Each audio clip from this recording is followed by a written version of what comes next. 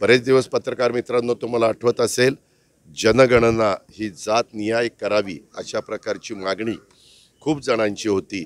आणि काय होतंय ते एकदा समजलं पाहिजे की बाबा नक्की कुठला घटक किती आहे, त्याच्यामुळं निर्णय घ्यायला, त्याला निधी द्यायला, त्याच्याबद्दलचं धोरण ठरवायला आणि एकंदरीतच मार्ग काढायला सोपं जातं। त्याच्यामुळं तोही निर्णय काल मंत्रिमंडळाने घेतला।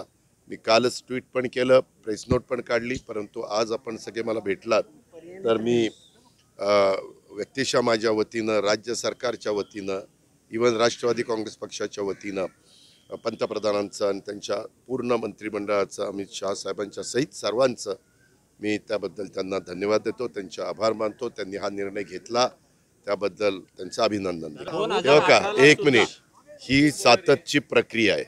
कुठल्या ना कुठल्या निवडणुका ह्या येतच असतात।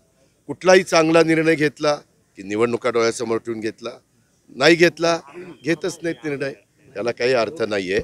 यामध्ये लोकसभेच्या निवडणुका आता देशात नाही आहेत, त्या अजून 4.5 वर्षांनी आहेत। आणि विधानसभेच्या निवडणुका म्हणूनच मध्ये वन नेशन वन इलेक्शन, असं जसं वन नेशन वन टॅक्स हे आपण आणलं GSTच्या निमित्तानं, तसं वन नेशन वन इलेक्शन हा प्रस्ताव पंतप्रधानांचा आहेच। मग तो त्या ठिकाणी मान्य करूया सगळे मिळून। त्याच्यामुळे ह्या ज्या काही गोष्टी आहेत, प्रत्येक कुठलंही काम झालं तर विरोधकांचं कामच असतं त्याला चांगलं म्हणायचंच नसतं। पूर्वी विरोधक दिलदार मनाचे होते, जसं त्यावेळेस आज वाजपेयी साहेब असते तर त्यांनी अभिनंदन केलं असतं। आज इतर पण काही मान्यवर विरोधक होऊन गेले, चंद्रशेखरजी असते किंवा मी सगळ्यांची नावं घेत नाही, परंतु तो मनाचा दिलदारपणा, मोठेपणा दाखवला पाहिजे। धन्यवाद।